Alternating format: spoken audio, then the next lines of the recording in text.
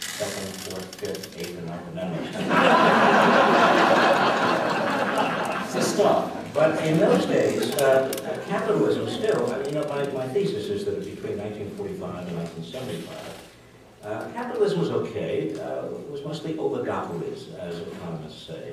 3 or 4 major producers dominating most industries, like the big 3 in autos.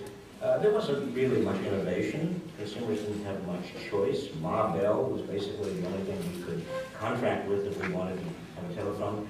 The banks, well, we had 2 or 3 banks in our towns. There wasn't a large financial industry that we could put our pensions in. But democracy was working remarkably well relative to today. It was not a golden age, it was the not quite golden age, because between 1945 and 1975, we struggled to make African Americans first-class citizens. We struggled to bring women into the zone of opportunity so that they could have opportunities that men had. We had communist witch hunts, Joe McCarthy and so on. So everything was not perfect, but at least we were moving in the direction. Civil Rights Act, Voting Rights Act, Women's Rights, we got out of Vietnam. We were moving in the direction of making our democracy work for everyone. And it was also in those years that we had the smallest gap between rich and poor in this country that we have ever had previously and have ever had since. 1945 to 1975 was a great compression with regard to a more equal society. Jobs were stable. We got even a beginning on environmental hazards, the Environmental Protection Act in 1975.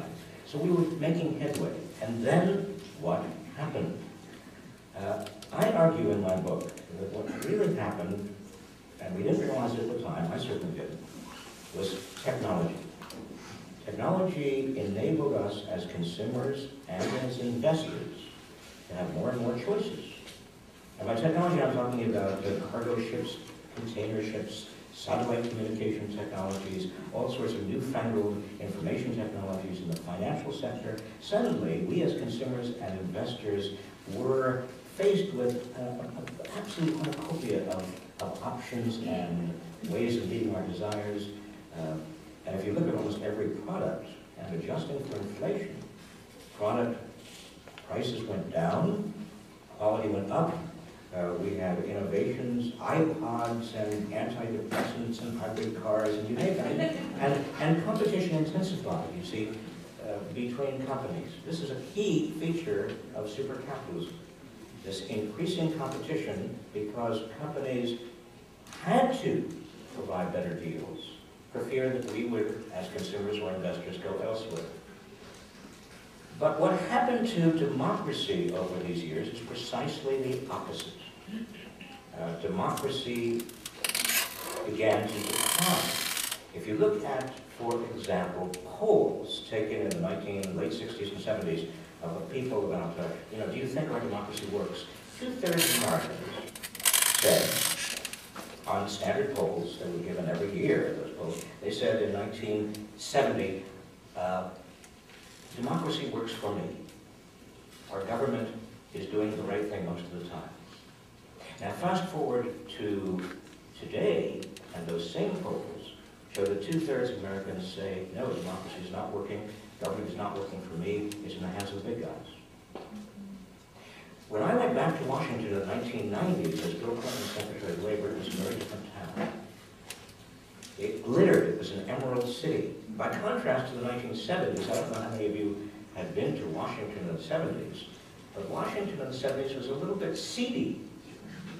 In fact, even John F. Kennedy in 1960 had called Washington a kind of city with all the charms of a northern industrial city and all of the efficiency of a southern town. I remember that when lobbyists wanted to reach me, I was at the Federal Trade Commission after I went to the Justice Department, and I didn't want to appear rude, but I didn't want them to bother me. I'd suggest that we have lunch across the street, Pennsylvania Avenue, at a sandwich shop called Barney's.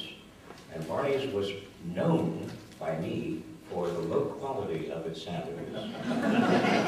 10-day-old ham and cheese, and the abundance of cockroaches. And once I suggested, and we went to Barney's, a lobbyist and I never saw that lobbyist again. But when I went back to Secretary of Labor in the 1990s, Washington was no longer a seedy town. It was glittered. I mean, the hotels, the restaurants, the 5 counties around Washington, D.C., the suburban counties, were among the richest 20 counties in America. Barney's was gone. And instead of there being 7,000 registered lobbyists, which is what there was when I came in the 70s, the number of lobbyists had gone to about 35,000, well paid. Instead of members of Congress leaving Washington in the 1970s and going on to do whatever old members of Congress did, in the 1990s, a huge proportion went on to become lobbyists. So what's the difference between common old garden capitalism and supercapitalism?